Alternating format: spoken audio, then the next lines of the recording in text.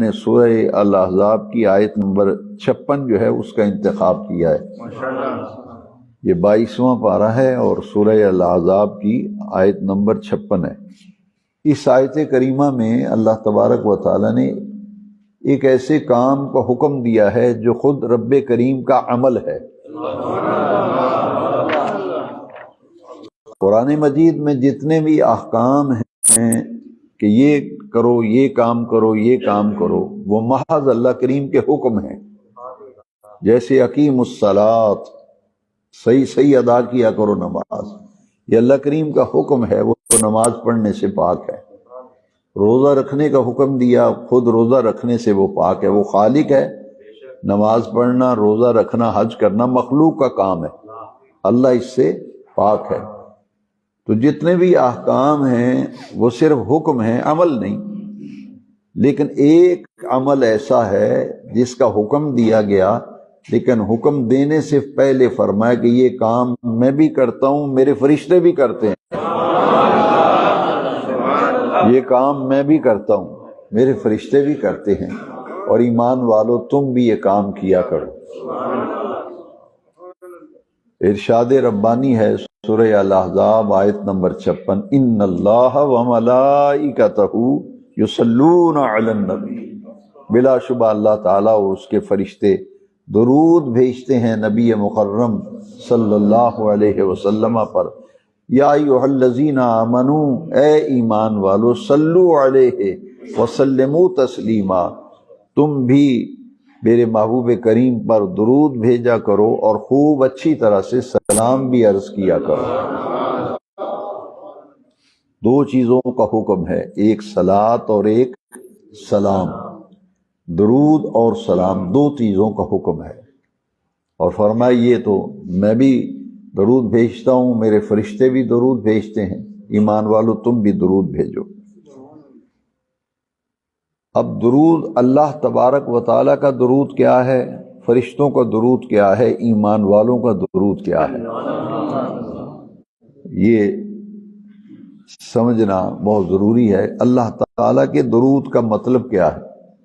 اللہ کریم کے درود پڑھنے کا اور بھیجنے کا مطلب یہ ہے کہ وہ فرشتوں کے سامنے اپنے محبوب کریم علیہ السلام کی تعریف و ثنا بیان کرتا ہے۔ یہ آپ پوچھیں کہاں لکھا ہے تو میں بتاؤں گا کہ بخاری شریف میں امام بخاری نے ابو العالیہ کی روایت نقل کی ہے۔ امام بخاری نے مشہور تابعی ابو العالیہ کی روایت نقل کی ہے کہ یصلون کا معنی کیا ہے۔ امام بخاری فرماتے ہیں اے ثناء علیہ، اے ثناء علیہ، اللہ تبارک و تعالی فرشتوں کے سامنے اپنے محبوب کی تعریف اور توصیف کر رہا ہے، اور اپنے محبوب کریم صلی اللہ علیہ وسلم پر رحمتیں اور برکتیں نازل فرماتا ہے۔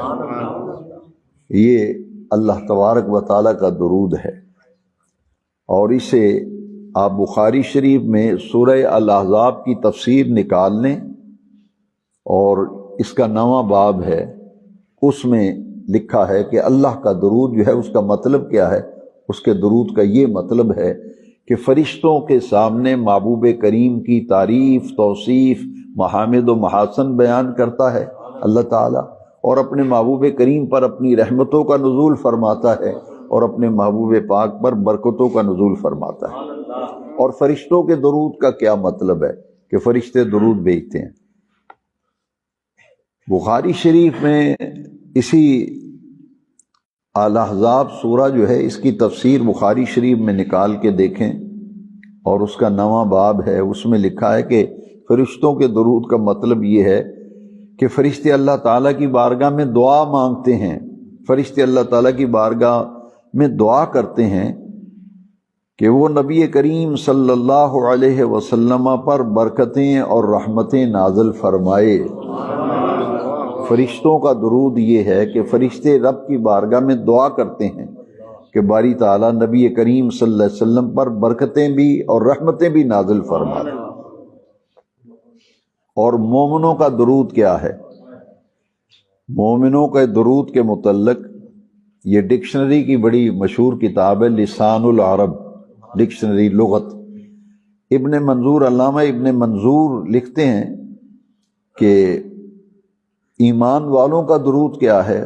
وہ کہتے ہیں کہ جب ہم اللہ کریم کی بارگاہ میں عرض کرتے ہیں اللہم صلی علی محمد، جب یہ ہم پڑھتے ہیں تو اس کا مطلب یہ ہے کہ اے اللہ تعالیٰ اس دنیا میں نبی کریم علیہ السلام کے ذکر کو بلند فرما اور ان کے دین کو غلبہ عطا فرما اور ان کی شریعت کو ہمیشہ ہمیشہ باقی رکھ، اور آخرت میں امت کے متعلق ان کی شفاعت کو قبول فرما۔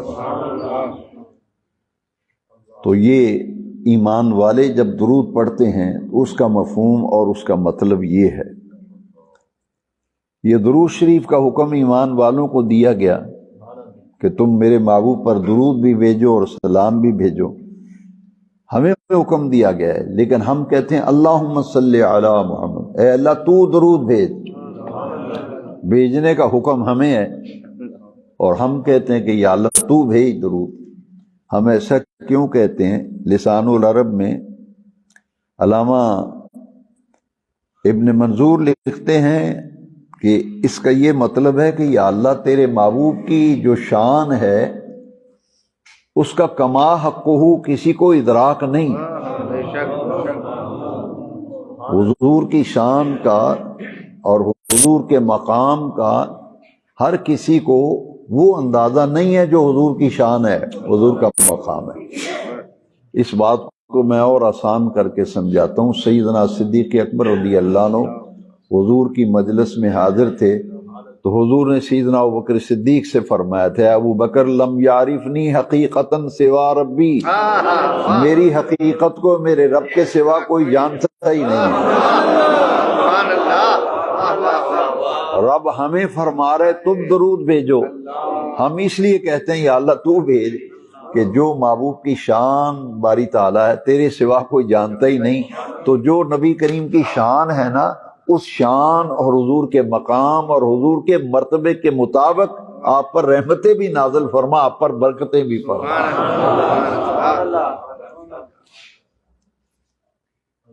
تو حضور کی شان اور حضور کے مقام اور مرتبہ اور قدر و منزلت کو اللہ کے سوا کوئی نہیں جانتا جیسے حضور کی شان اور قدر و منزلت ہے۔ تو پھر ہم کہتے ہیں اللہم صلی علی، یا اللہ تو ہی محبوب کی شان کو قدر و منزلت کو تو ہی جاننے والا ہے، تو ہماری طرف سے اپنے محبوب پر رحمت نازل فرما دے۔